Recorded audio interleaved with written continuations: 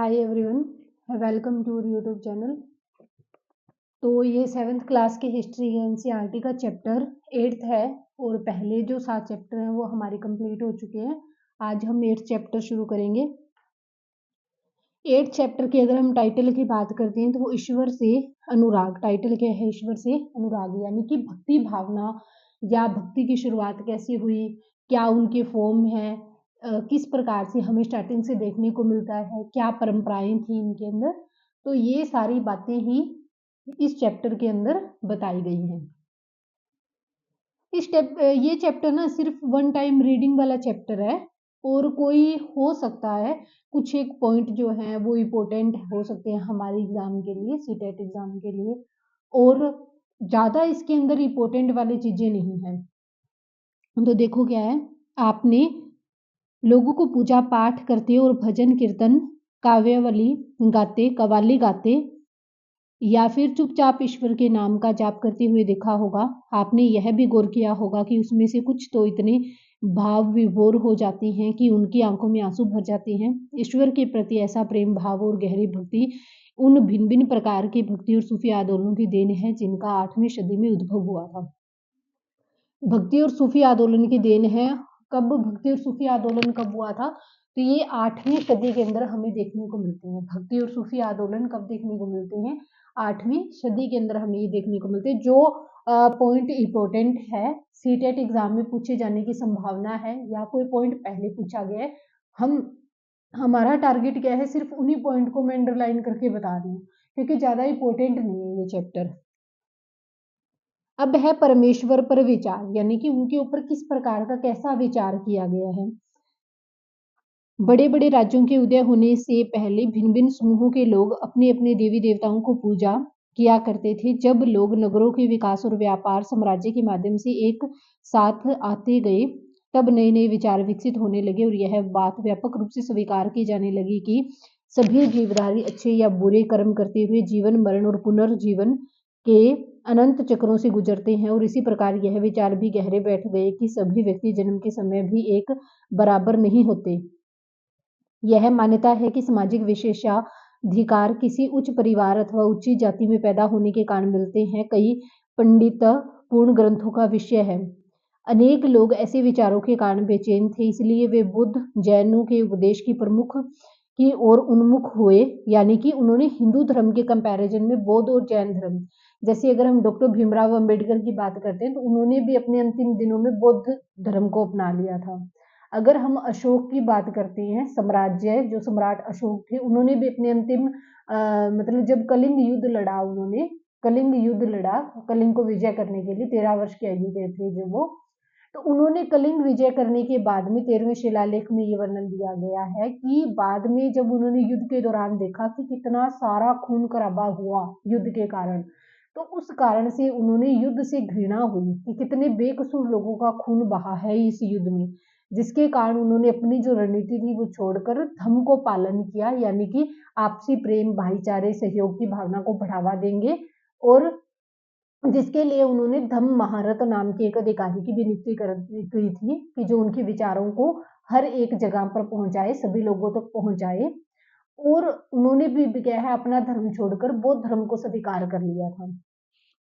और भी हमें ना हिस्ट्री के अंदर कई ऐसे व्यक्ति देखने को मिलते हैं जिन्होंने मेन रूप से ही बौद्ध और जैन धर्म को स्वीकार किया,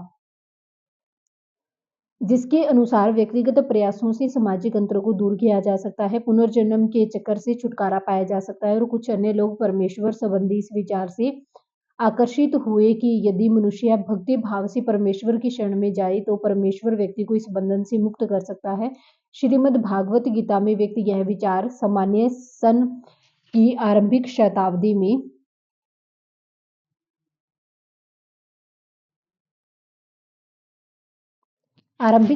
में लोकप्रिय हो गया था।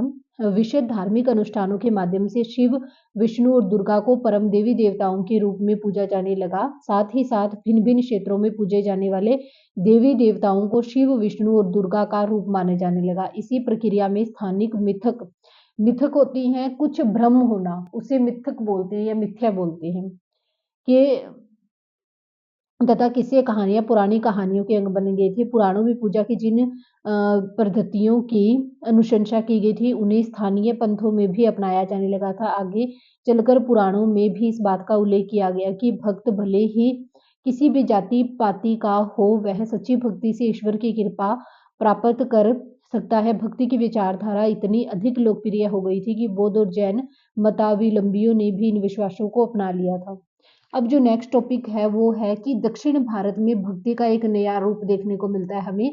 नयनार और आलवर, ये इंपॉर्टेंट टॉपिक है। यहाँ से नयनार जो और आलवर संत हुए, यहाँ से सीटेट में क्वेश्चन पूछा गया है एक बार, तो ये इंपॉर्टेंट है, इसको ध्यान से देख लेना।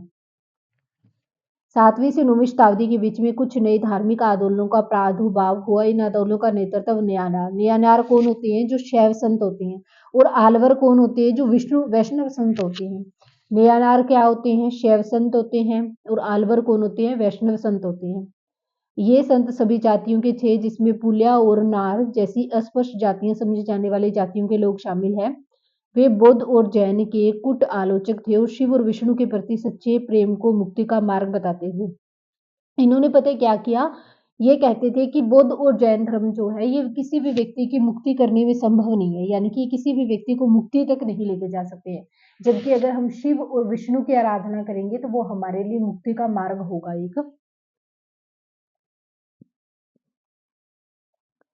नेक्स्ट क्या है? उन्होंने संगम साहित्य। संगम साहित्य क्या है? जब तमिल कवि जो थे उन्होंने मिलकर एक आपसी बातचीत करने के लिए एक सभा की थी और तमिल का जो साहित्य है उसके ऊपर उन्होंने सभी तमिल कवियों ने मिलकर विचार विमर्श किया था।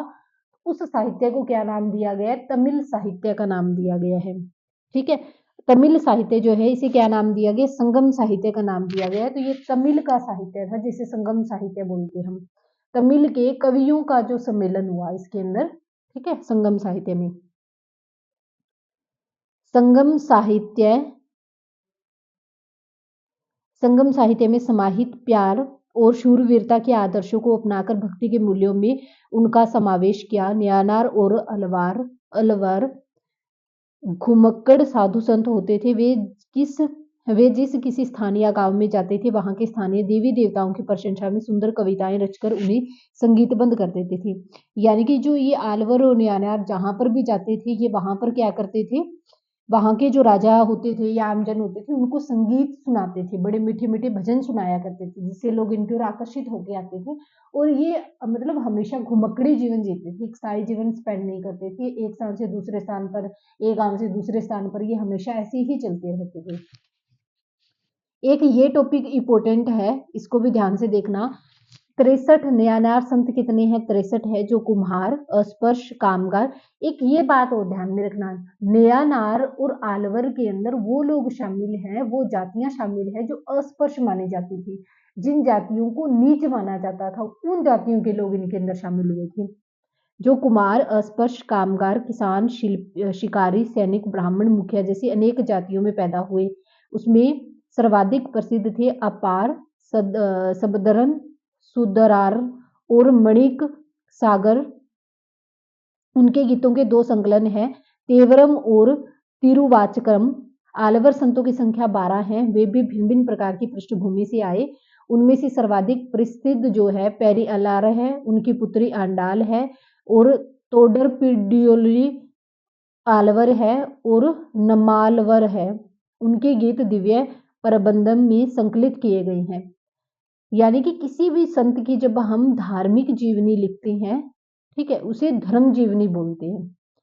10वीं से 12वीं सदी के बीच में चोल और पांड्य राजाओं ने इन अनेक धार्मिक स्थलों पर विशाल मंदिर बनवाए, जहां की संत और कवियों ने यात्राएं की थी। इस प्रकार की भक्ति परंपरा और मंदिर पूजा के बीच में गहरे संबंध स्थापित हो गए थे। यही वह समय था जब उसकी कविताओं का संकलन किया जा गया और उनके अलावा अलवर और नयनार संतों की धार्मिक जीवनियों की रचना की गई है। आज हम भक्ति परंपरा के इतिहास लेखन में इन जीवनियों का स्रोत के रूप में उपयोग करते हैं। किन के रूप में यूज करते हैं? उपयोग स्रोत के रूप में यूज करते हैं। ठीक है, मतलब ये बताया कि कैसे उनके अंदर कैसे हुआ करता था सब कुछ।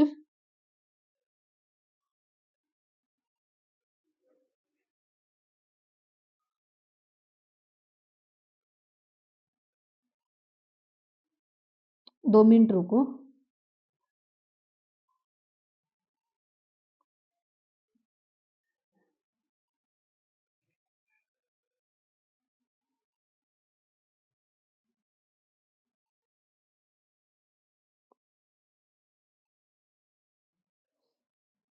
नेक्स्ट देखो, दर्शन और भक्ति क्या है।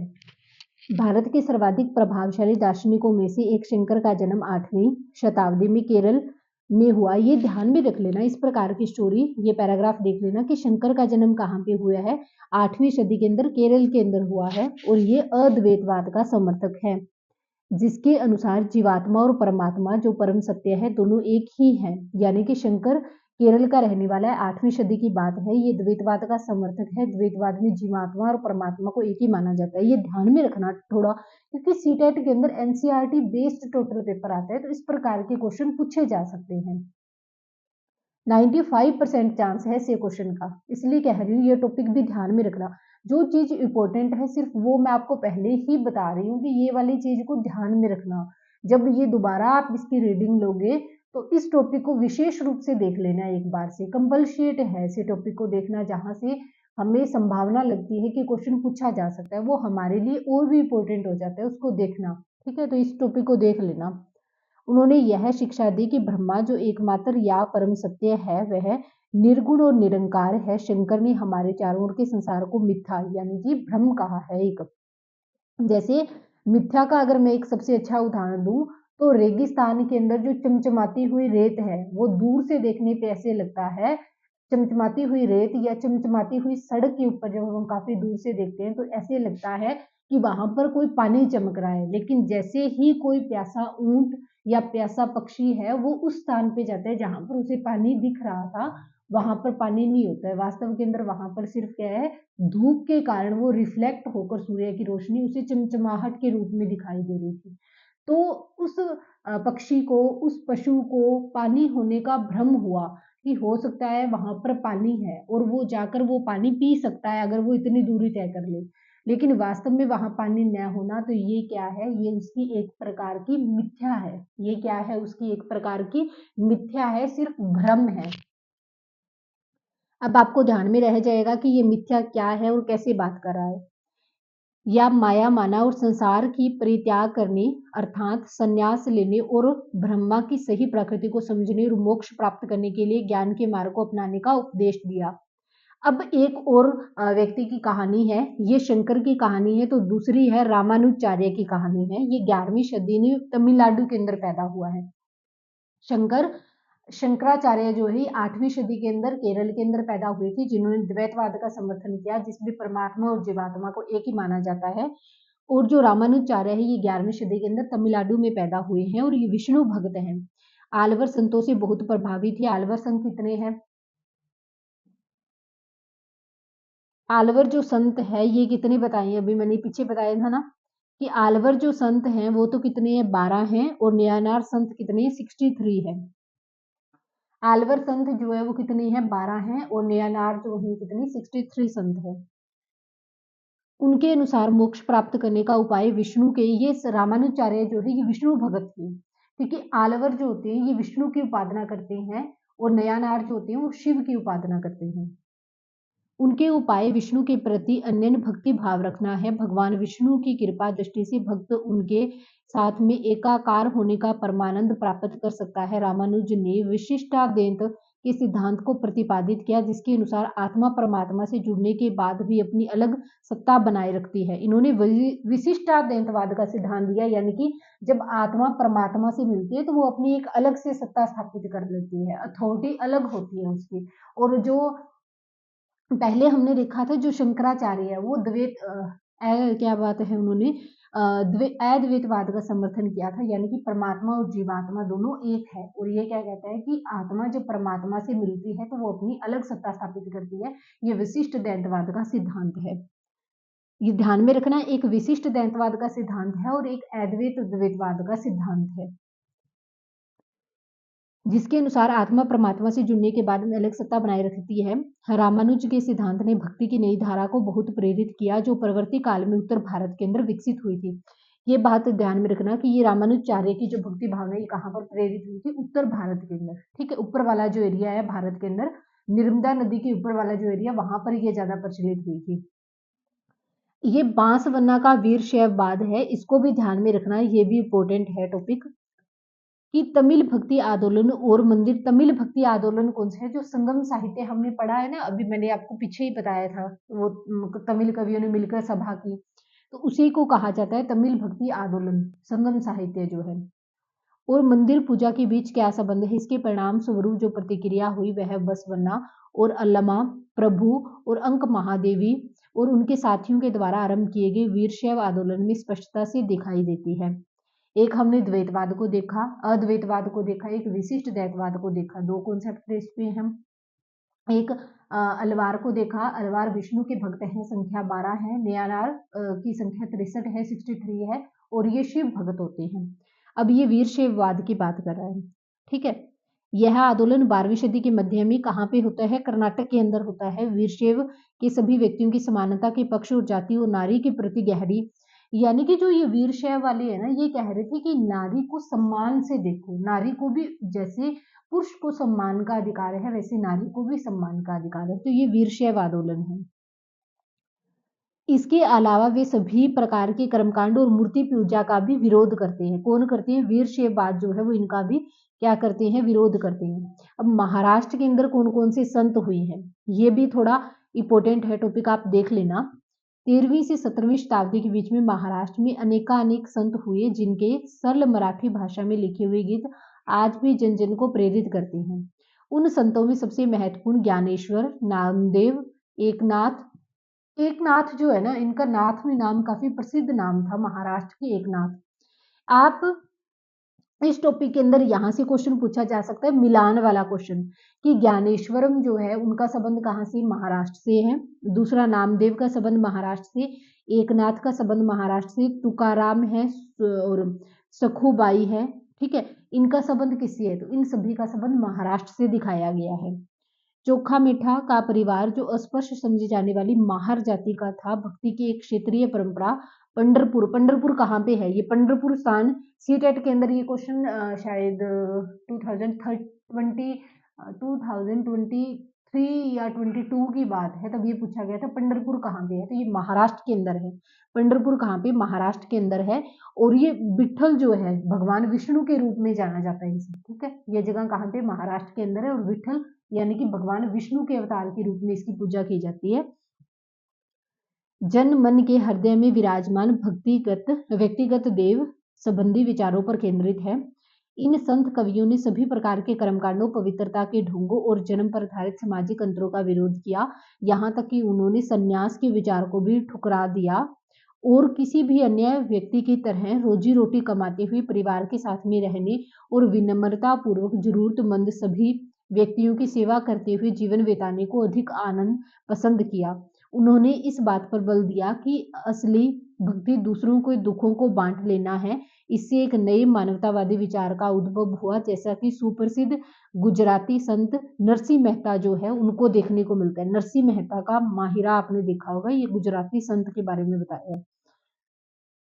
और ये यहाँ तक आप एक बार इस टॉपिक को देख लेना, जो इम्पोर्टेंट टॉपिक है वो देखो, मैंने आपको साथ के साथ निशान लगवा दिए और आप इसको ध्यान से देखोगे तो आपको बार बार एनसीईआरटी को पढ़ने की भी जरूरत नहीं पड़ेगी, ठीक है। जो टॉपिक इम्पोर्टेंट है वो मैंने निशान लगवा दिए हैं। और कल जो है हम कल यहाँ से हम आज जो है आज की क्लास में हम इतना चैप्टर डिस्कस करेंगे, काफी बड़ा चैप्टर है ये। और उसके बाद में कल हम यहाँ से नामपंथी सिद्ध और योगी जो हुए हैं इनके बारे में हमारा टॉपिक हम कल शुरू करेंगे। कल हम यहाँ से टॉपिक शुरू करेंगे अपना, ठीक है। ओके, अगर आपको हमारी क्लासेस पसंद आ रही हैं, अच्छे ढंग से समझ में आ रही है, तो ज़्यादा से ज़्यादा हमारी वीडियोज़ को लाइक करें, शेयर करें। ओके, थैंक यू, बने रहिए हमारे चैनल के ऊपर।